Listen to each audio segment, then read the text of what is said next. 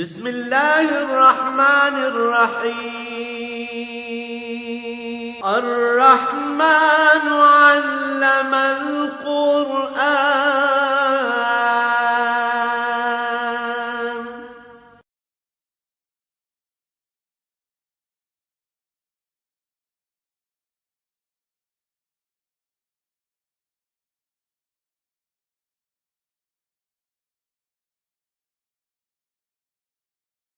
الحمد لله رب العالمين والصلاة والسلام على حبيبه محمد وآله وصحبه أجمعين. أعوذ بالله من الشيطان الرجيم. بسم الله الرحمن الرحيم. ألا إن لله من في السماوات ومن في الأرض وما يتبع الذين يدعون من دون الله شركاء إن يتبعون إلا الظن وإن هم إلا يخرصون. هو الذي جعل لكم الليل لتسكنوا فيه والنهار مبصرا إن في ذلك لآيات لقوم يسمعون. قالوا اتخذ الله ولدا سبحانه هو الغنی له ما في السماوات وما في الأرض إن عندكم من سلطان بهذا أتقولون على الله ما لا تعلمون. قل إن الذين يفترون على الله الكذب لا يفلحون. متاع في الدنيا ثم إلينا مرجعهم ثم نذيقهم العذاب الشديد بما كانوا يكفرون. اللهم سبحانك لا علم لنا إلا ما علمتنا إنك أنت العليم الحكيم. مولاي صل وسلم دائما أبدا على حبيبك خير الخلق كلهم.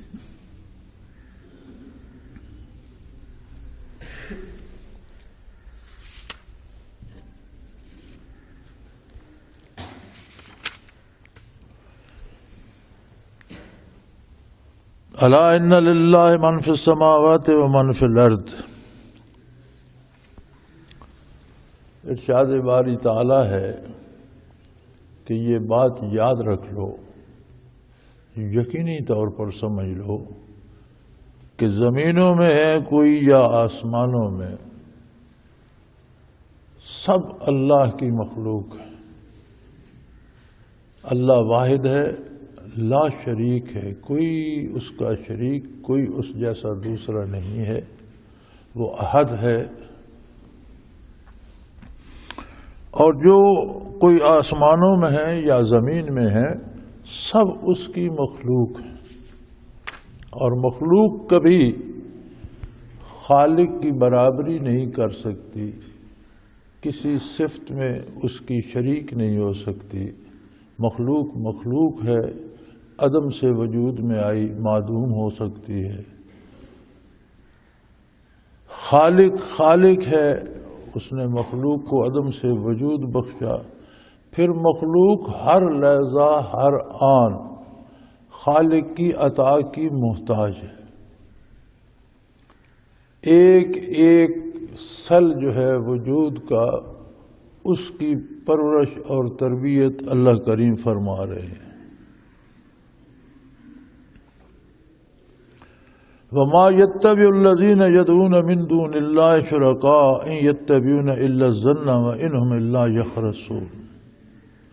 اور جو اللہ کے علاوہ جو لوگ کسی دوسرے کی پوجا کرتے ہیں یا اسے اللہ کریم کی ذات میں یا اس کی صفات میں شریک ٹھہراتے ہیں، إن يتبعون إلا الظن، وہ محض اپنے گمان سے اپنے خیالات کی پیروی کرتے ہیں، ان کے پاس کوئی دلیل نہیں ہے. مخلوق میں سے کوئی بھی خالق کی نہ ذات میں شراکت کر سکتا ہے نہ اس کی صفات میں شراکت کر سکتا ہے. اللہ جیسی نہ اس کی ذات ہو سکتی ہے نہ اس کی صفات ہو سکتی ہے. تو جو لوگ اللہ کے علاوہ دوسروں کو، فرشتوں کو یا انسانوں کو یا کسی اور کو پکارتے ہیں اور سمجھتے ہیں کہ یہ ہماری مدد کریں گے، یہ ہماری مشکلات آسان کریں گے، یہ ہماری ضروریات پوری کریں گے، وہ محض اپنے وہم کے پیچھے بھاگ رہے ہیں۔ وَإِنْهُمْ إِلَّا يَخْرُصُونَ، اور وہ محض اٹکل دوڑا رہے ہیں، محض کوئی ان کے پاس دلیل نہیں ہے۔ یہ کبھی ہو نہیں سکتا کہ جو کام اللہ کا ہے وہ مخلوق کرے، یہ ممکن نہیں ہے۔ مخلوق خود محتاج ہے۔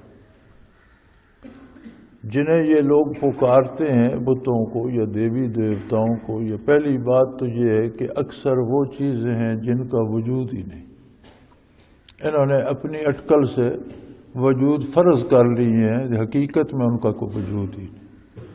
یا پھر پتھروں کے بت ہیں تو وہ خود بے حس ہیں، ایک عام پتھر کو انہوں نے خود تراش کر بت بنا دیا، اسی کے ساتھ کا دوسرا پتھر تراش کر دیوار میں لگا دیا، فرش میں لگا دیا، تو وہ نہ سننے کے قابل ہے، نہ حرکت کرنے کے قابل ہے، نہ جواب دینے کے قابل ہیں۔ وہ کسی کی مدد کیا کریں گے، وہ تو اپنی مدد بھی نہیں کر سکتے۔ کچھ نام انہوں نے محض فرضی طور پر دیوی دیوتاؤں کے گھڑ لیے ہیں جن کا کوئی وجود ہی نہیں۔ ان یتبعون الا الظن، یہ محض اپنے گمان کی پیروی کرتے ہیں۔ وَإِنْهُمْ إِلَّا يَخْرُصُونَ، اور محض اٹکل پچو لڑاتے پھرتے ہیں، کوئی ان کے پاس نقلی یا عقلی کوئی دلیل نہیں ہے۔ مخلوق کا ہر ذرہ خود محتاج ہے اللہ کریم کا۔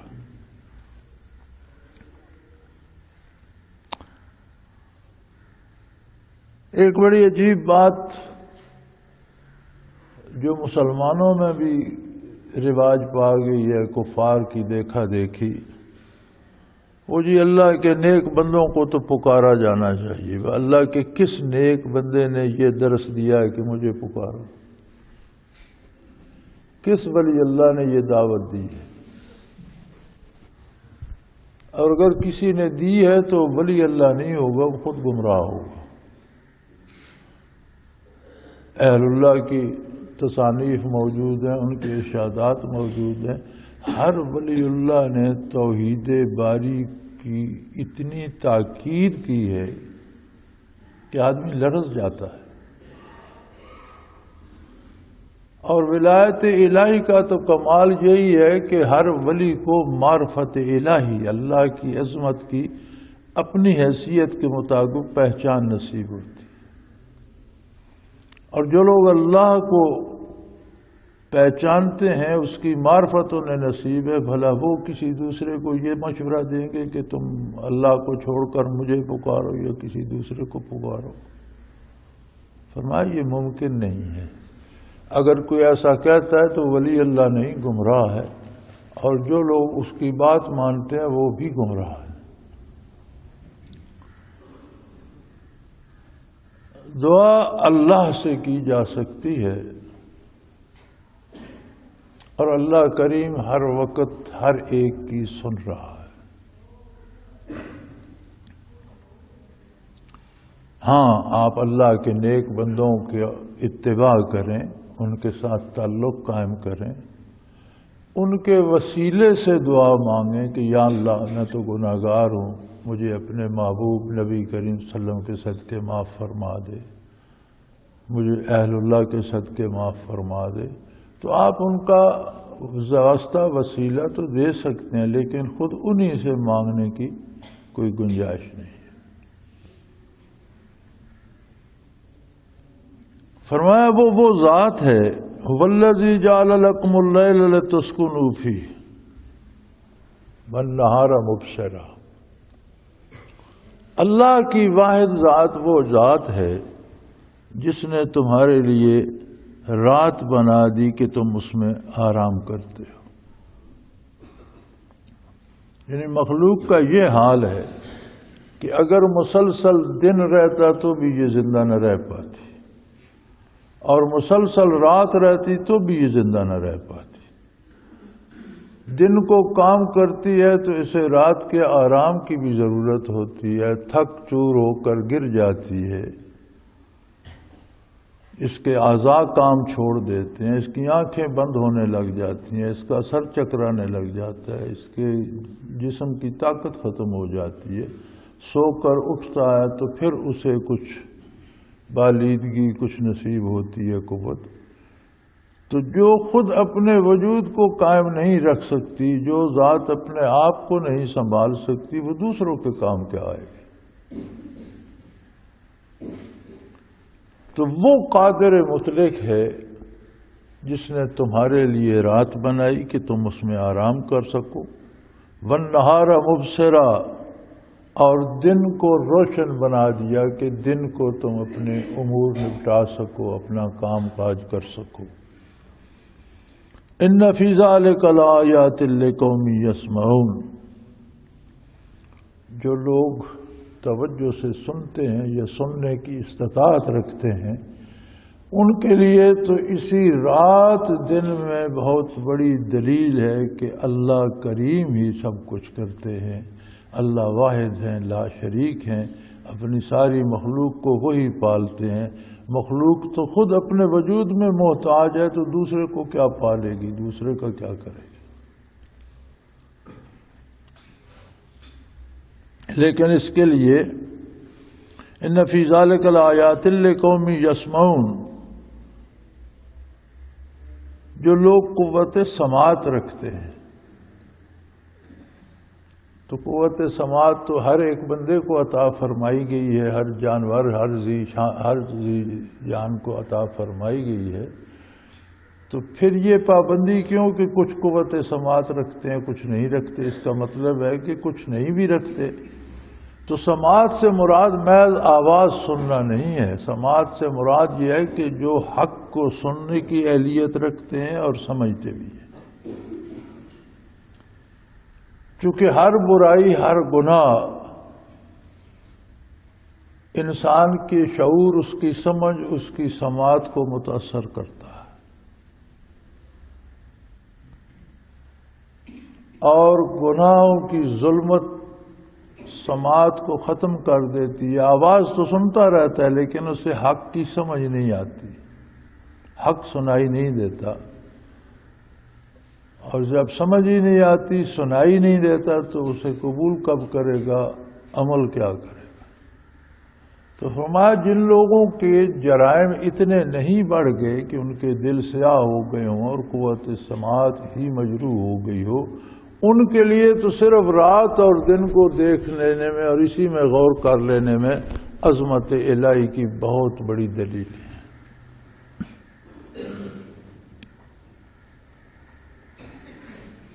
قالوا اتخذ اللہ ولدہ، فرمایا لوگ ایسے جاہل اور ایسے بے وقوف ہیں کہ یہ کہنے لگے اللہ کریم کی اولاد ہے، اللہ کا بیٹا ہے۔ یہودیوں نے کہا عزیر ابن اللہ، اور عیسائیوں نے عیسیٰ علیہ السلام کو اللہ کا بیٹا قرار دیا۔ سبحانہ، اس کی ذات پاک ہے۔ قل هو اللہ احد، واحد ایک کو کہتے ہیں، لیکن واحد وہ ایک ہوتا ہے جس کی پھر تقسیم ہو سکے، جس کے ٹکڑے بن سکیں، جس کے اجزاء مختلف ہو سکیں۔ جیسے یہ انگلی ایک ہے لیکن اس کے اجزاء بہت سے ہیں، اس میں رگیں بھی ہیں، پٹھے بھی ہیں، چمڑا بھی ہے، گوشت بھی ہے، متعدد ہڈیاں بھی ہیں۔ بظاہر تو یہ ایک ہے لیکن اس کے بہت سے اجزاء ہیں۔ اللہ واحد ہی نہیں، اللہ احد ہے۔ احد وہ اکائی ہوتی ہے جو غیر منقسم ہو، جو تقسیم نہ ہو سکے۔ تو فرمایا سبحانہ، وہ تو پاک ہے ان چیزوں سے، هو الغنی، اور وہ اس کی ذات بے نیاز ہے۔ جن کے اولاد ہوتی ہے وہ بے نیاز نہیں رہ سکتے۔ اولاد کی محبت بہت کچھ کراتی ہے، اولاد کی دکھ دکھ دیتے ہیں، اولاد کی خوشی خوشی دیتی ہے، وہ اولاد سے وابستہ ہوتے ہیں، وہ بے نیاز نہیں رہ سکتے، حالانکہ وہو الغنی، وہ تو بے نیاز ہے، وہ تو کسی کا محتاج ہے، وہ کسی کی خوشی غمی سے متاثر نہیں ہوتا، کسی کے مرنے جینے سے اس کی ذات اور اس کی صفات متاثر نہیں ہوتی، وہ بے نیاز ہے۔ اور پھر اس کا کوئی ایک اولاد یا ایک بیٹا کیوں، لہو ما فی السماوات و ما فی الارض، آسمانوں زمینوں کائنات میں جو کچھ ہے وہ اس کی ملکیت ہے، وہ مالک ہے۔ اگر اولاد ہوتی تو اولاد تو باپ کی جائیداد کی وارث ہوتی ہے، اس کی مالک ہوتی ہے۔ تو اللہ ان چیزوں سے پاک ہے، یہ جاہل ہیں، انہوں نے سمجھا ہی نہیں۔ زمینوں آسمانوں میں کوئی ہستی جو بھی ہے، انسانوں میں ہے یا فرشتوں میں ہے، سب اللہ جل شانہ کی مخلوق ہے، اس کی ذاتی ملکیت ہے۔ کسی کو بہت بے پناہ عظمت عطا کی تو اس کی عطا کردہ ہے۔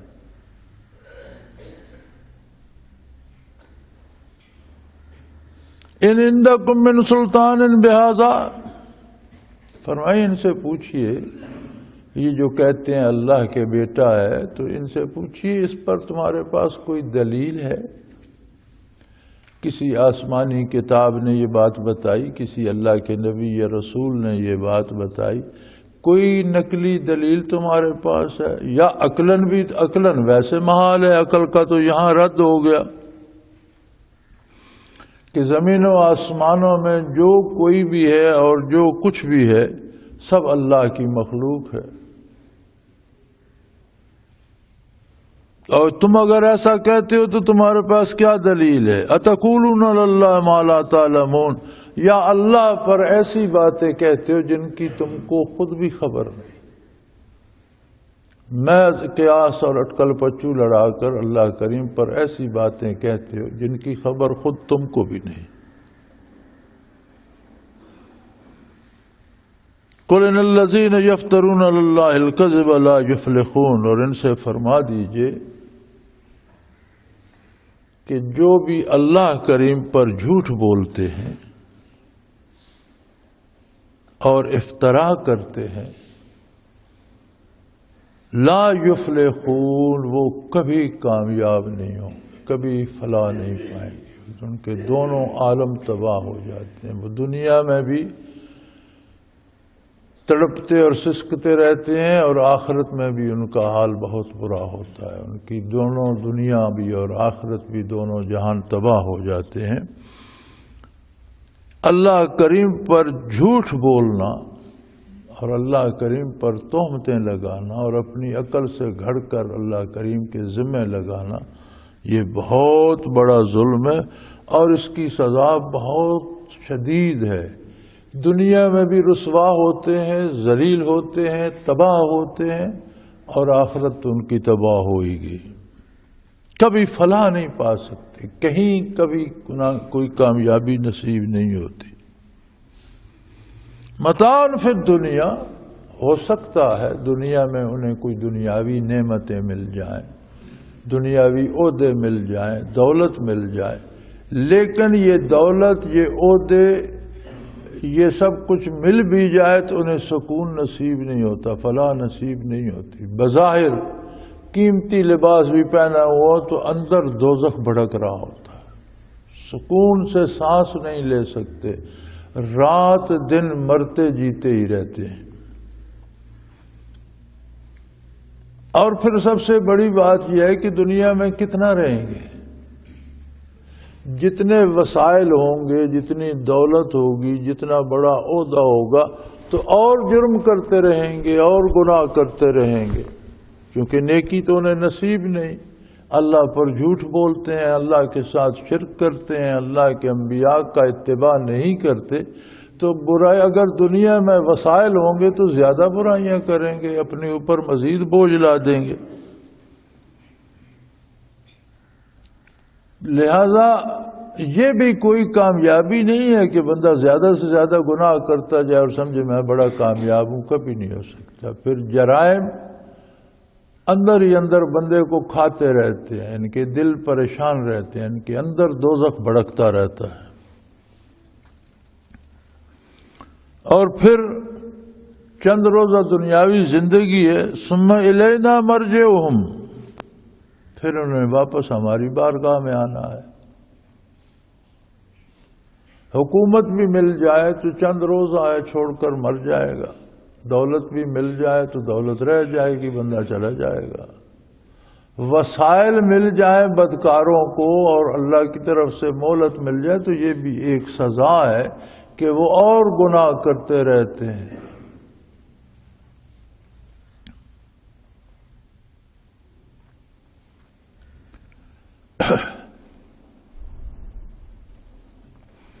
اور پھر جب ان کی واپسی ہوگی بارگاہ الوہیت میں، ثم نذیقہم العذاب الشدید بما كانوا یکفرون، زندگی کی ڈور ٹوٹے گی تو شدید عذاب میں گرفتار ہو جائیں گے، برزخ میں رہیں گے تو شدید عذاب ہوگا، آخرت میں جائیں گے تو اس سے بڑھ کر عذاب ہوگا، اس لیے کہ وہ اللہ سے کفر کیا کرتے ہیں۔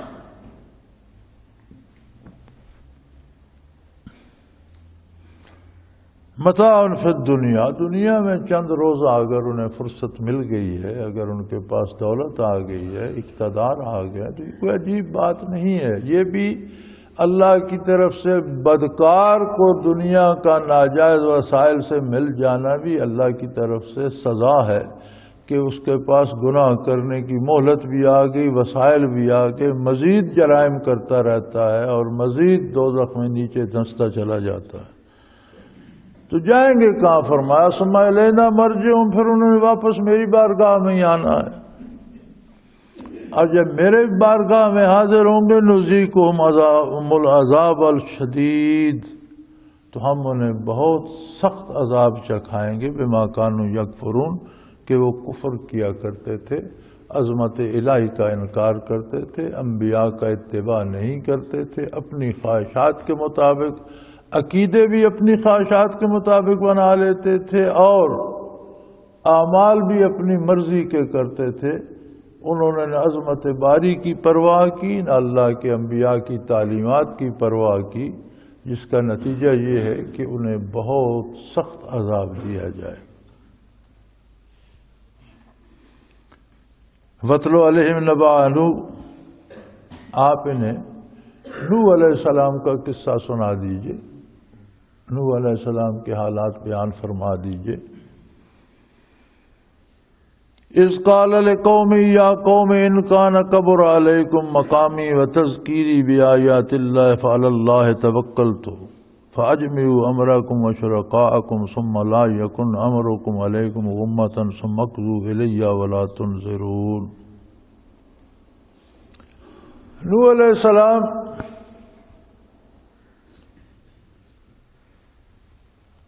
بہت طویل العمر ہوئے ہیں،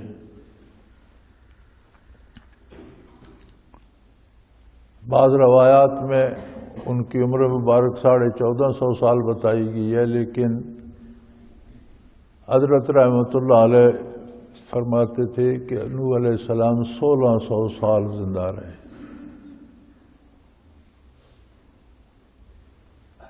اور صدیوں انہوں نے تبلیغ کی، 850 سال قوم کو پیغام ہدایت دیتے رہے،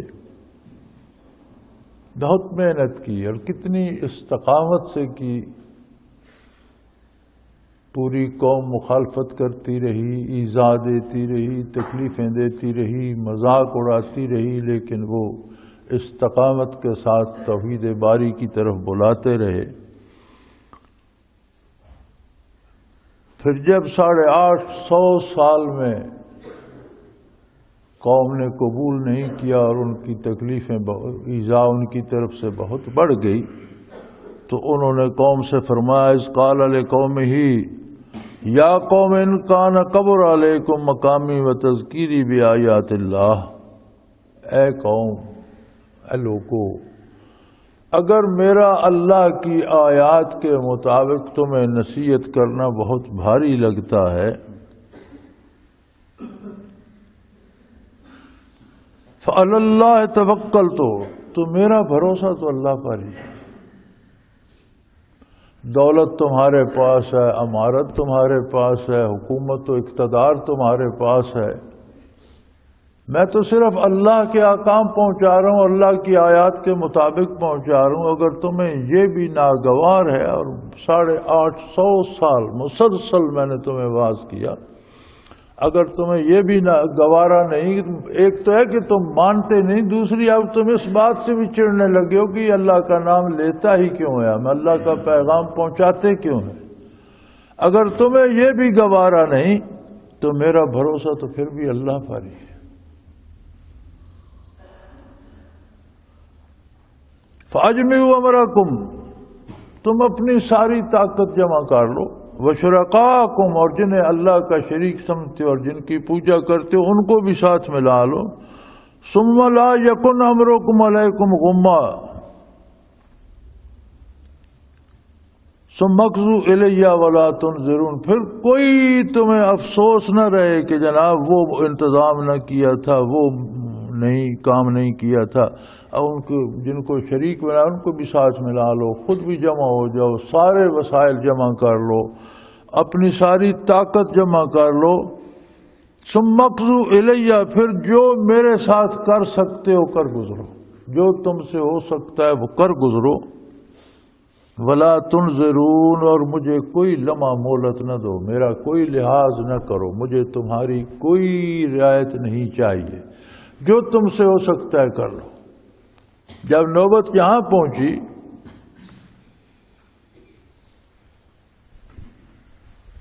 تو قوم نے کیا کرنا تھا، اللہ کریم نے اس قوم کو اپنی گرفت میں لے لیا اور ان پر طوفان بھیج دیا،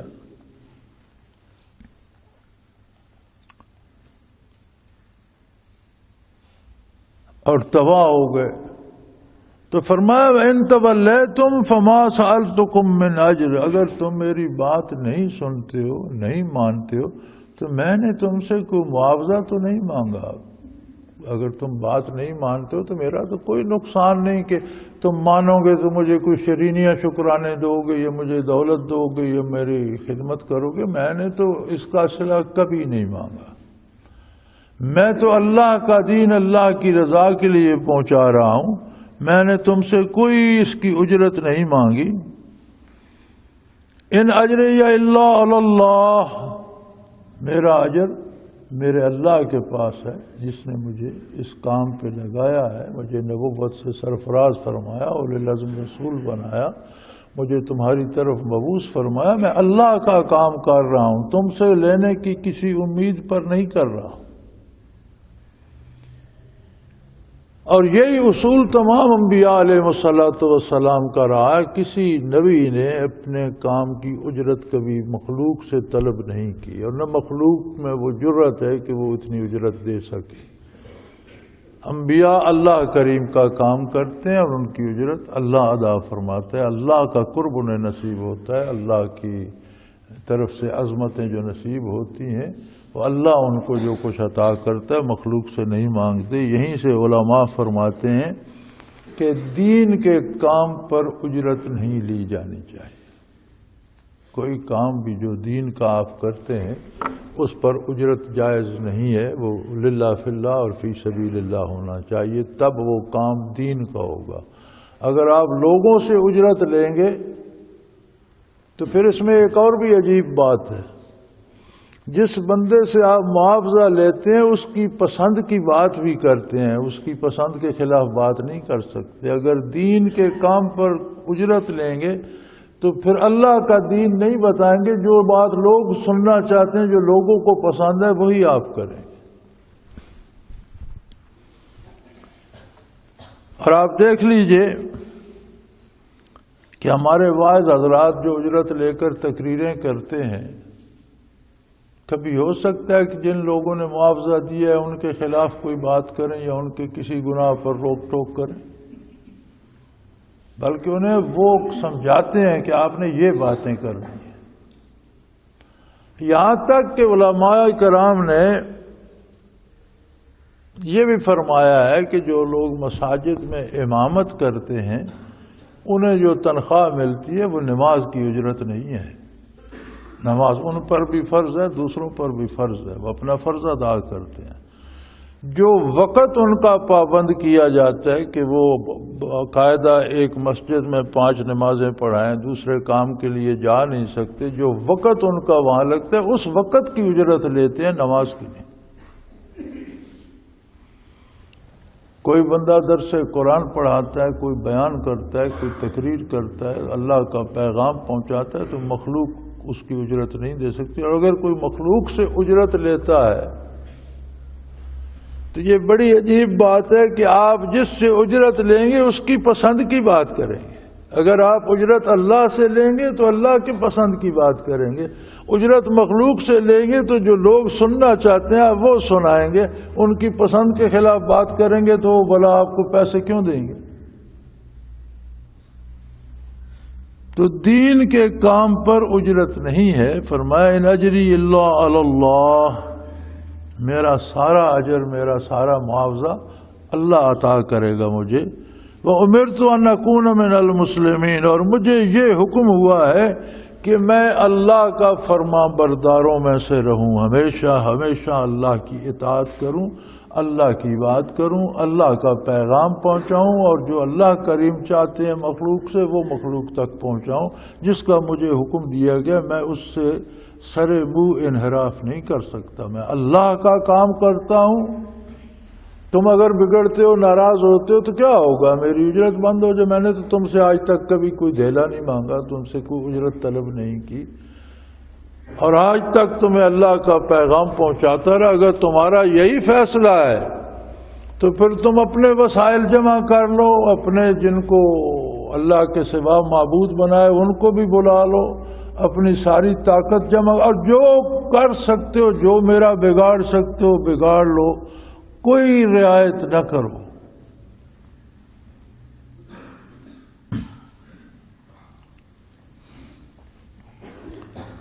میرا معاوضہ میرے پروردگار کے ذمہ ہے، اس کی طرف سے عطا ہوگا، اور اسی پر میرا بھروسہ ہے، اور میں اسی کی فرما برداری کروں گا، چونکہ مجھے حکم دیا گیا ہے ان اکون من المسلمین، کہ میں فرما برداروں میں سے رہوں۔ فکذبوہ، انہوں نے بات نہ مانی، انہوں نے تکذیب کی۔ فنجیناہ ومن معہ فی الفلک، تو ہم نے ان کو اور جو ان کا اتباع کرتے تھے، جنہوں نے ان کا دامن ساما، ان کو کشتی میں سوار کر کے بچا لیا۔ وجعلناہم خلائف واغرقنا الذین کذبوا بآیاتنا فانظر کیف کان عاقبۃ المنذرین، ہم نے ان کو بچا لیا کشتی میں سوار کر کے۔ اور کیسی عجیب بات ہے، علماء فرماتے ہیں 80 یا 81 بندے کشتی میں سوار تھے، گویا 850 سال کی محنت کا صلہ وہ 80-82 بندے تھے جنہوں نے اسلام قبول کیا، اور وہی بچے بھی، اور باقی ساری جہاں جہاں کافر آباد تھے اس زمین پر ایسا طوفان آیا کہ کوئی پہاڑ بھی سامنے نہیں رہا، پانی میں ڈھک گئے، اور سارے کے سارے کفار تباہ ہو گئے۔ وَجَعَلْنَاهُمْ خَلَائِفَ، پھر روئے زمین پر ہم نے انہی لوگوں کو مالک بنا دیا، خلیفہ بنا دیا، اپنا نائب بنا دیا جو اس کشتی میں سوار تھے، باقی جہاں تک کفار تھے سب تباہ ہو۔ اس بات میں بھی بحث ہوتی ہے کہ نوح علیہ السلام کا طوفان ساری دنیا پر آیا تھا یا نہیں، لیکن ایک بات یقینی ہے کہ جہاں تک انسانی آبادیاں تھیں، جتنے روئے زمین جتنا انسانوں سے آباد تھا، اور جو اللہ پر ایمان نہیں لا رہے تھے ان میں سے کوئی نہیں بچا، وہ بستیاں ساری غرق ہو۔ چونکہ نوح علیہ السلام کی دعا میں یہ دعا شامل تھی، رب لا تذر علی الارض من الکافرین دیارا، اے اللہ روئے زمین پر کسی کافر کو باقی نہ چھوڑ، انک ان تذرہم یدلو عبادک ولا یلد الا فاجرا کفارا، اے اللہ اگر ان میں سے کوئی بچ رہا تو وہ بھی تیرے بندوں کو گمراہ کرے گا، اور ان کی نسلوں میں بھی ایمان نہیں ہے، ان کی اولادیں بھی کافر اور گمراہ ہی ہوں گی، اس لیے انہیں سب کو غرق کر دے۔ تو جہاں تک انسانی آبادیاں اس زمانے میں تھیں وہاں تک تو سب غرق ہو گئی۔ اب وہ چوتھائی دنیا آباد تھی یا آدھی دنیا آباد تھی یا ساری آباد تھی، نوح علیہ السلام کے زمانے تک کوئی زیادہ آبادی انسانی نہیں ہوئی ہوگی، کیونکہ اتنا زیادہ عرصہ نہیں گزرا تھا آدم علیہ السلام کے بعد۔ تو جہاں تک کفار آباد تھے روئے زمین پر سارے غرق ہو کر تباہ ہو گئے، اور وہ مٹھی بھر لوگ جنہیں وہ اچھا نہیں سمجھتے تھے اور کمزور سمجھتے تھے اور جنہیں بیکار سمجھتے تھے، جو نوح علیہ السلام کے ساتھ تھے، فرمایا ساری زمین کے مالک اور خلیفے اللہ کے وہی بن گئے۔ بڑے بڑے طاقتور، بڑے بڑے جابر، بڑے بڑے زوراور، بڑے بڑے دولت مند سب غرق ہو گئے، اور وہ 80-81 بندے جو فقیر اور لیکن انہوں نے نبی علیہ السلام کا دامن تھاما ہوا تھا۔ اللہ کریم فرماتے ہیں ہم نے ان کو کشتی بنانے کا حکم دیا اور اس کشتی میں ان کو بچا لیا۔ اتنا طوفان جو پہاڑوں کی چوٹیوں سے گزر گیا وہ اس کشتی کا کچھ نہ بگاڑ سکا، وہ سلامتی سے اتر گئے، اور روئے زمین پر پھر اللہ کے خلیفہ وہی رہ گئے، جعلناہم خلائف، انہیں پھر اپنا نائب اور خلیفہ بنا دیا۔ فانظر، اے مخاطب دیکھ، کیف کان عاقبۃ المنذرین، جنہوں نے نبی کی بات نہیں سنی، اللہ کے رسول کی بات نہیں سنی اور اللہ کے نبی کا اتباع نہیں کیا، دنیا میں بھی ان کا انجام کیا ہوا ذرا دیکھ لیں۔ اللہ تو ایسے کریم ہے کہ انہوں نے نبی بھیجے، کتابیں بھیجی، اپنا پیغام بھیجا، حالانکہ شب و روز کا آنا جانا، موسموں کا تغیر و تبدل، انسانوں کا پیدا ہونا مرنا، اس کائنات کا ایک ایک ذرہ عظمت الہی کی گواہی دے رہا ہے، انسان کو اس کی محتاجی کا احساس دلا رہا ہے۔ اس کے باوجود اللہ نے انبیاء مبعوث فرمائے، کتابیں بھیجی، لوگوں کو حق کی طرف دعوت دی، اور جنہوں نے نہیں مانا وہ دنیا میں بھی تباہ ہو گئے اور آخرت میں بھی شدید عذاب میں مبتلا ہو گئے۔ اللہ کریم صحیح ایمان، صحیح عقیدہ، اپنے نبی کا دامن اور آپ صلی اللہ علیہ وسلم کا اتباع اور آپ کی غلامی نصیب فرمائے اور ہمارے گناہوں سے درگزر فرمائے۔ وآخر دعوانا ان الحمد للہ رب العالمین۔ اللہ اللہ اللہ اللہ اللہ اللہ اللہ اللہ۔ حضرت امیر محمد اکرم آبان مد ذلہ العالی دارالعرفان منارہ ضلع چکوال میں سالہ سال سے قرآن و حدیث کے اوپر خطابات کر رہے ہیں اور سلسلہ نقشبندیہ اویسیہ کے مطابق لوگوں کو ذکر الہی کی تربیت دے رہے ہیں۔ وہ قرآن پاک کی تفسیر ترتیب وار بیان کر رہے ہیں۔ تفسیر قرآن کو وہ موجودہ ملکی اور بین الاقوامی حالات کے مطابق بیان کرتے ہیں۔ موٹر وے سے کلر کہار کے انٹرچینج سے نکلتے ہوئے، کلر کہار کی جھیل سے ہوتے ہوئے میانی، بوچھال اور نور پور سے گزرتے ہوئے دارالعرفان منارہ پہنچ سکتے ہیں۔ حضرت امیر محمد اکرم آبان نے بچیوں اور بچوں کی دینی اور دنیاوی تعلیم کے لیے سقارہ اکیڈمی کے نام سے ایک درسگاہ بھی قائم کی ہے، جس کا افتتاح ملک پاکستان کے صدر جنرل محمد ضیاء الحق نے اپنے دست مبارک سے کیا تھا۔ وہ تمام احباب جو اسلام کی طلب رکھتے ہیں ان سے گزارش ہے کہ دارالعرفان منارہ ضلع چکوال میں امیر محمد اکرم آبان صاحب کے خطابات سے مستفید ہوں۔ وہ ہر جمعے کو نماز سے پہلے بیان فرماتے ہیں۔ ہر ماہ کی پہلی اتوار کو ماہانہ اجتماع ہوتا ہے جس میں آپ خصوصی خطاب فرماتے ہیں اور پاکستان کے چاروں صوبوں سے احباب اس اجتماع میں شرکت کرتے ہیں۔ اس کے علاوہ یہاں سال میں 2 مرکزی اجتماعات بھی ہوتے ہیں، ایک رمضان المبارک میں اعتکاف کا اجتماع اور دوسرا جولائی اور اگست میں 40 دن کا اجتماع ہوتا ہے جس میں روحانی تربیت کی جاتی ہے۔ اپنا خون سیماب دے کر اتنا ہم کر جائیں گے، نام آقا کا چمن میں پھر رقم کر جائیں گے۔